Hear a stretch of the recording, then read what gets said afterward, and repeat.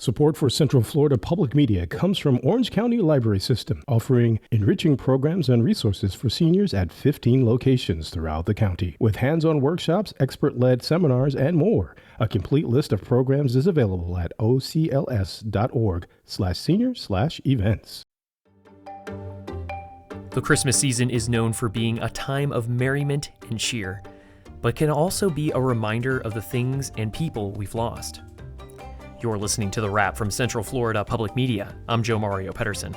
To acknowledge the grief of loss, the Cathedral Church of Saint Luke offers a Blue Christmas service, a candlelit service where guests can give their sorrows and prayers to God and find hope. The Cathedral's Reverend Patricia Orlando was the one that started the Blue Christmas service there 3 years ago. This Christmas story tells us Emmanuel has not come to do away with our grief, our pain, and our heartache, but to walk with us in it. That's ahead on The Wrap, the big stories this week from Central Florida Public Media. But first, these headlines.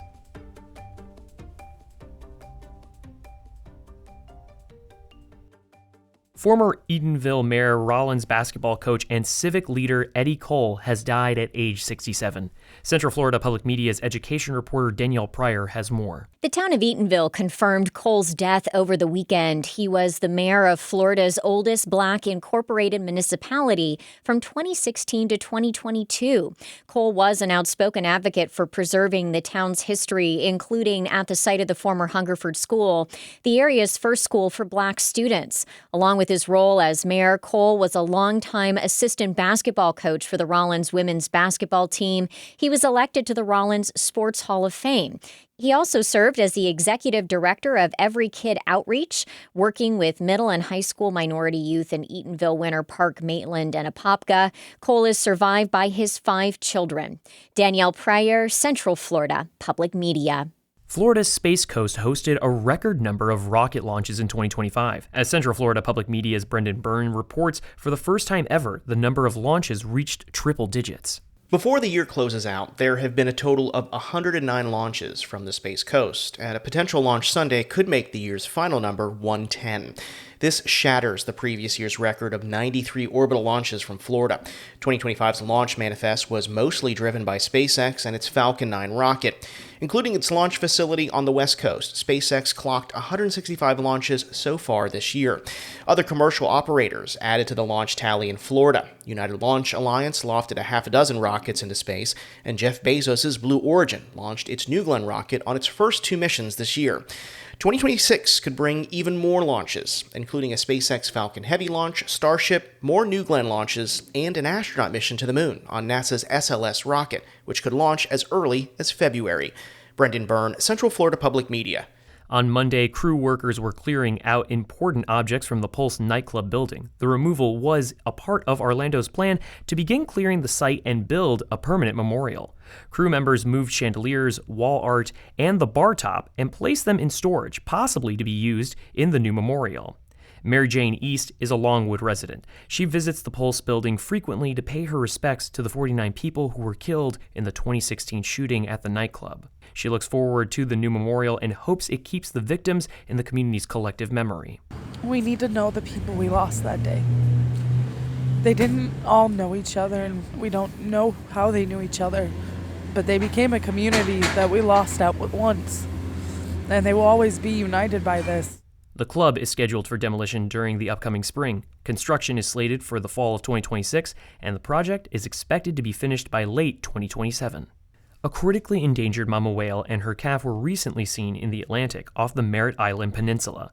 Marine scientists are urging boaters to keep an eye out for them and, quote, go slow for those below, as Central Florida Public Media's environment reporter Molly Durig explains. Fewer than 400 North Atlantic right whales are still alive. The mom and baby near Merritt Island were spotted outside of the species' federally designated seasonal management area. In that area, during the whale's nursing season, large boats must travel below 10 knots, or about 11.5 miles an hour. Boat strikes are one of 2 big threats facing the species, along with entanglement in fishing gear. Nora Ives is a marine scientist with Oceana. She says at full size, the North Atlantic right whale is huge, about the size of a school bus. But in the water, they can still be easy to miss. These whales are extremely hard hard to see. They don't have a dorsal fin. They're very dark in color, and they kind of just hang out at the surface on the nursery grounds. Ives says while they're nursing, mom and calf pairs are extremely vulnerable as the baby learns to breathe near the water's surface. Ives says people can help scientists track the whales by calling 877-WHALE-HELP to report a sighting. Molly Durig, Central Florida Public Media. Next week, the podcast Are We There Yet looks back at some of the books and authors highlighted on that show. We hear from veteran NASA astronaut Dr. Bernard Harris, who's trying to inspire others to reach for the stars in his book, Embracing Infinite Possibilities, Letting Go of Fear to Find Your Highest Potential. And we explore spacey piracy preparing for a criminal crisis in orbit, a story about humans commercializing and potentially living in space in the future, and how crime in orbit could be a real possibility. That's on the next Are We There Yet? Listen to it wherever you listen to podcasts. For many, the Christmas season is full of cheer, but for some, the holidays are a reminder of painful loss. For those people, as Central Florida Public Media's Marion Summerall reports, the Cathedral Church of Saint Luke offers a Blue Christmas service. All of a sudden, the house is just empty. Everyone's gone. And the entire world just had vanished for me. That's Carl Kerner, who lost his mother in 2022, and shortly afterward, in the midst of his grief, his beloved golden retriever died. I would wake up in the middle of the night and I would be screaming. Just screaming the word no. Seeking grief counseling and comfort, Kerner came to the Cathedral Church of Saint Luke, an Episcopal church in downtown Orlando. That year, he played the violin in its very first Blue Christmas service, a candlelit service where people give their sorrows to God and find comfort amidst the pain. This year, Kerner played a special song for his mother. The communion piece, there was intent behind that, the Ave Maria. And that was my lullaby to my mother.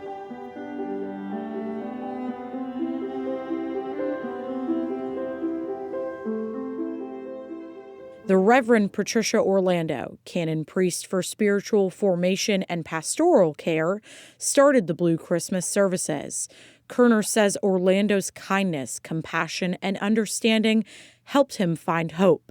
She says her heart is for grieving people. If they're your friend, go be with them. They won't ask you to be with them. Go be with them. She coordinates this somber service as a reminder that it's okay to grieve. Recalling the hardships of the nativity story, she says Jesus walks with people through their pain. This Christmas story isn't found in the splendor of a cathedral, the sparkle of a busy mall, or even the warmth of a home with a fireplace burning. No, this Christmas is found in the depths of our grief, pain, and heartache. During the service, as 4 blue candles were lit, participants read messages of faith and resilience. Everyone received a card to write their pain and prayers on. And in the courtyard after the service, Orlando and a deacon prayed over every card and put them one by one into a small fire pit. All of the hurt and the pain and the injustice, because that's what it is. And I just lift it up. He says his burden is light. And I say, here it is. Here's all of your people.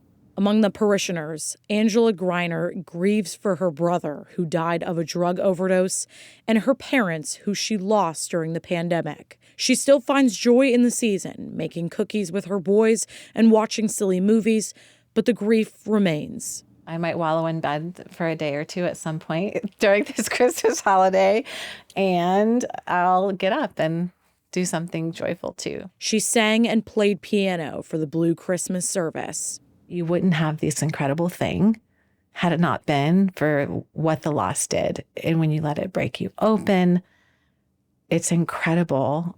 It's an alchemy, she says. From pain, light can come in to take its place.